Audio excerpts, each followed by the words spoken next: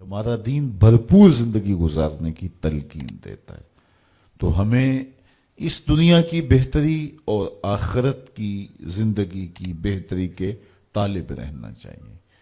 اس دنیا کی بہتریاں بہت ساری ہیں، سب سے بڑی بہتری اس دنیا کی زندگی کی کیا ہے؟ دولت، شہرت، عزت، آبرو، کیا اس دنیا کی سب سے بڑی دولت ہے؟ جو مل جائے تو اس پر بہت زیادہ شکر کرنا چاہیے۔ تو آئیے قرآن کھولیے، سورہ المومنون ہے، ارشاد فرمایا قد افلح المؤمنون، فلاح انہوں نے پائی جنہیں ایمان نصیب ہوا۔ تو اس کائنات میں سب سے بڑی نعمت جو حضرت انسان کو دی گئی ہے وہ دولت ایمان ہے۔ قیامت کے دن سب سے بڑی نعمت جو مومنین کو دی جائے گی وہ دیدار الہی ہوگا۔ تو جو آخرت میں دیدار الہی سے محروم ہو گیا اور دنیا میں ایمان سے محروم ہو گیا وہ حقیقی محروم ہے۔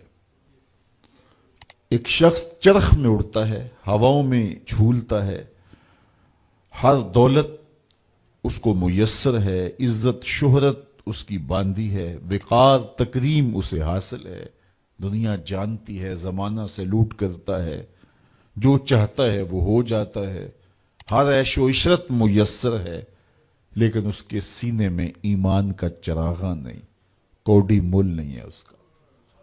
اور ایک شخص جھونپڑے میں رہتا ہے، کھانے کے لیے کبھی مل جاتا ہے کبھی نہیں بھی ملتا، دنیا اسے پہچانتی بھی نہیں ہے، وہ معروف شخص بھی نہیں ہے، لیکن اس کے سینے میں ایمان کا چراغاں ہے، وہ خوش نصیب شخص ہے۔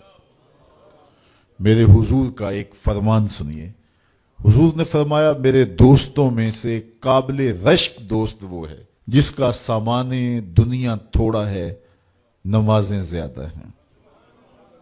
جب وہ چلتا ہے تو اس کی طرف اشارہ بھی نہیں ہوتا، یہ فلاں صاحب جا رہے ہیں، کوئی ایسا معروف شخص نہیں، کوئی بہت عہدہ ساتھ نہیں لگا ہوا کہ جب چلے تو لوگ کہیں یہ فلاں جا رہے ہیں۔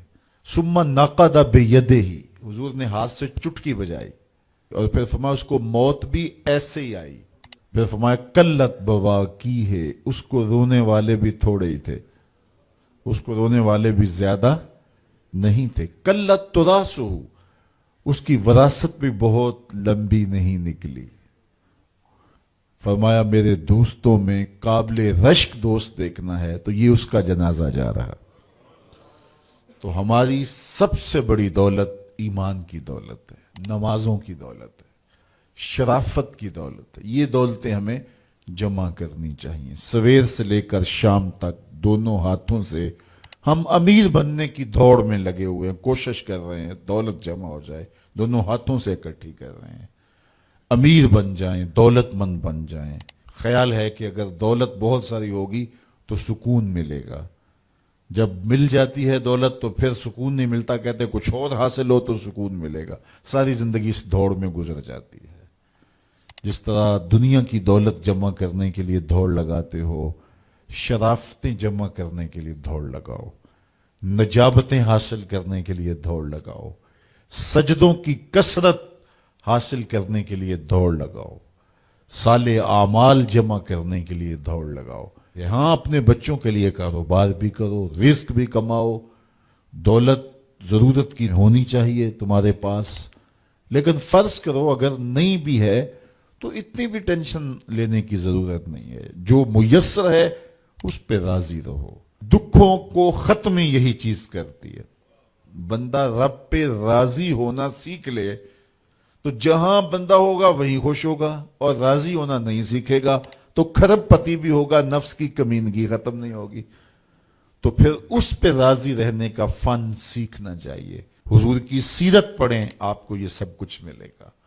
اللہ نے اپنے محبوب کو اختیار دیا، محبوب اگر چاہو تو یہ بطحا مکہ سونے اور چاندی کا بنا دیں۔ تو حضور کیا کہتے ہیں؟ ایک دن کھانا دینا، ایک دن فاقہ دینا۔ جس دن کھانا ملے گا تیرا شکر کروں گا، جس دن فاقہ ملے گا صبر کروں گا۔ تو اللہ کے حضور عجز یہ بہت بڑی دولت ہے، اگر نصیب ہو گئی تو سمجھو زندگی سوکھی ہو گئی، ورنہ ساری زندگی دھوڑی ختم نہیں ہوتی۔